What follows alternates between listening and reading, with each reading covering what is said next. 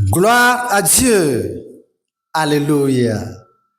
Je vous souhaite la bienvenue si c'est votre première fois de recevoir avec vous le PMV. Vous êtes bénis. Amen. Mon prochain, sa valeur. Praise the Lord. C'est qui mon prochain? A-t-il une valeur? Si oui, c'est laquelle? Nous allons sonder les Écritures saintes pour découvrir l'exactitude de la chose. Allons donc à la découverte de notre prochain. Genèse chapitre 1, verset 26. Puis Dieu dit, faisons l'homme à notre image, selon notre ressemblance. Praise the Lord. Dieu avait créé une seule fois l'homme. Après, il soutire un os de ses côtes, avec lequel il forme la femme. Et Adam, au vu de cela, déclare, voici cette fois, disons, la créature qui est os de mes os et chair de ma chair.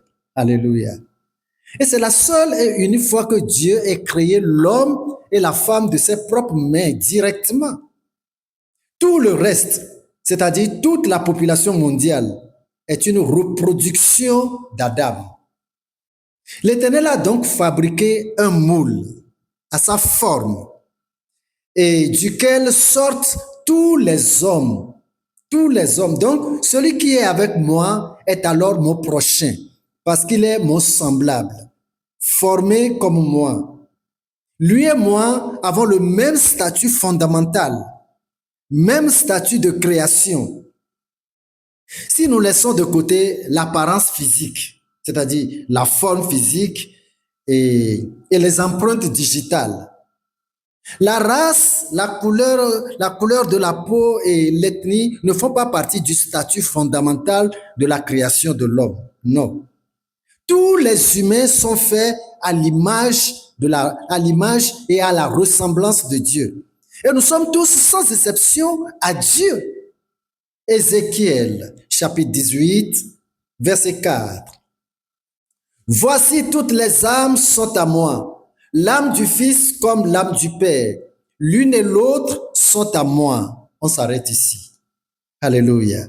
Voyez-vous, si donc toutes les âmes sont à Dieu, alors l'une comme l'autre sont nos prochains. Parce que nous sommes tous pour l'Éternel Dieu le Créateur. Cette créature de Dieu est mon semblable. Et je suis aussi son semblable.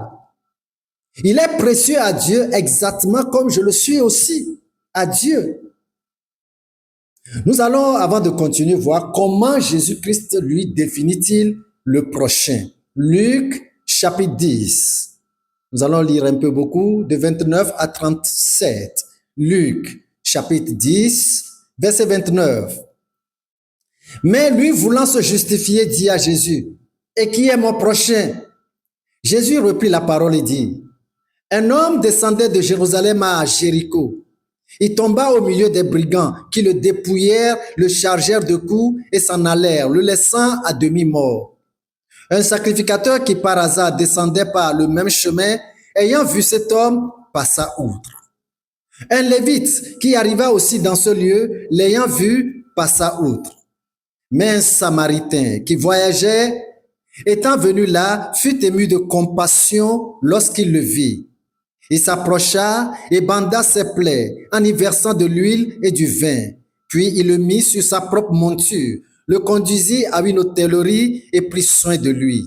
Le lendemain, il tira 2 deniers, les donna à l'hôte et dit, aie soin de lui. Et ce que tu dépenseras de plus, je te le rendrai à mon retour. Verset 36.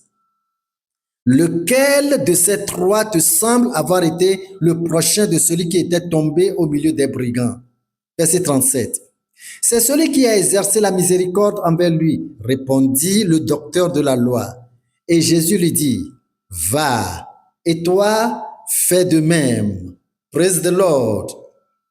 C'est déjà clair pour être encore commenté. Nous passons à l'autre lecture, la conclusion de l'apôtre Jean. 1 Jean chapitre 4. et le verset 20. 1 Jean, chapitre 4, pour voir comment l'apôtre Jean conclut toute la chose. 1 Jean, chapitre 4, verset 20. Si quelqu'un dit « J'aime Dieu » et qu'il haïsse son frère, c'est un menteur. Car celui qui n'aime pas son frère qu'il voit, comment peut-il aimer Dieu qu'il ne voit pas? Verset 21.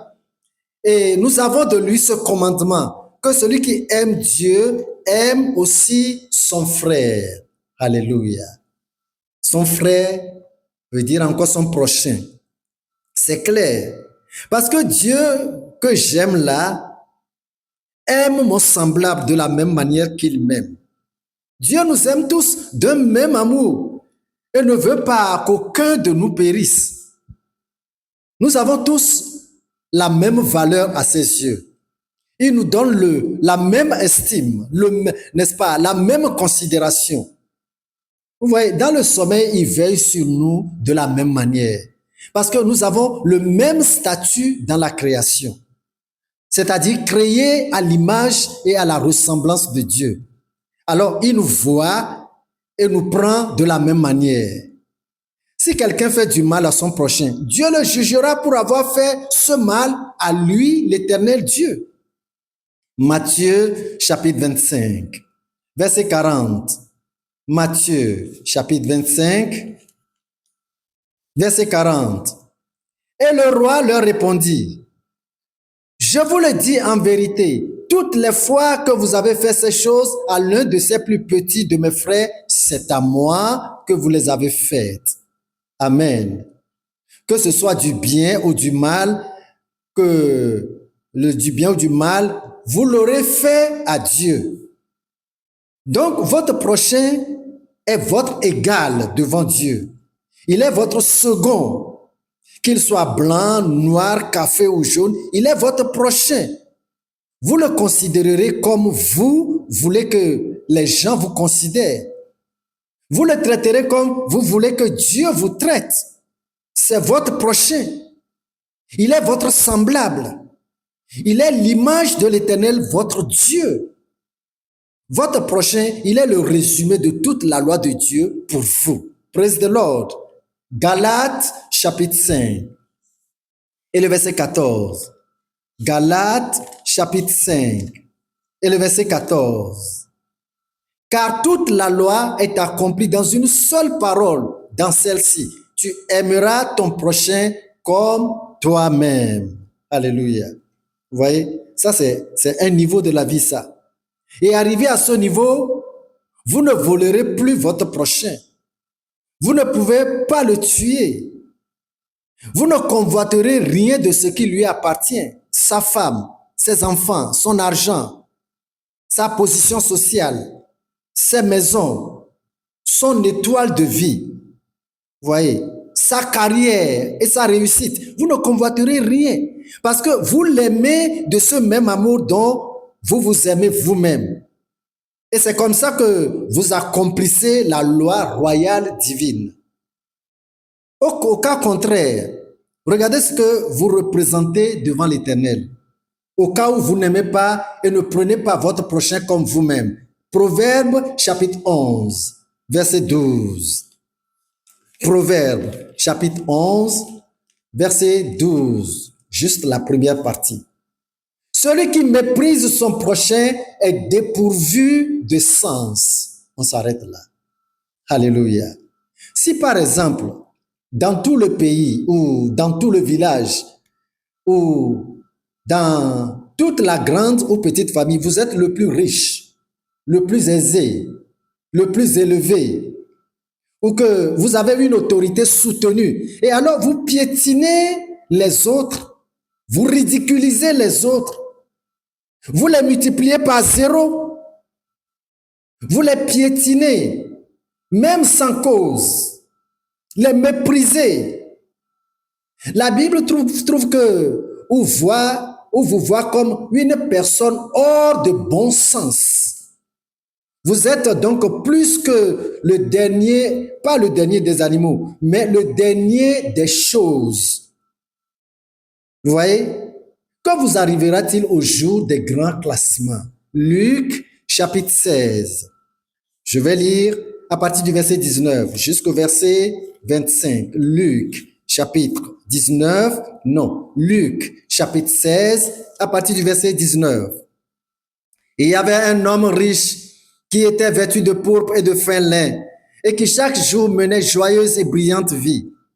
Un pauvre nommé Lazare était couché à sa porte couvert d'ulcères et désireux de se rassasier des miettes qui tombaient de la table du riche. Et même les chiens venaient encore lécher ses ulcères.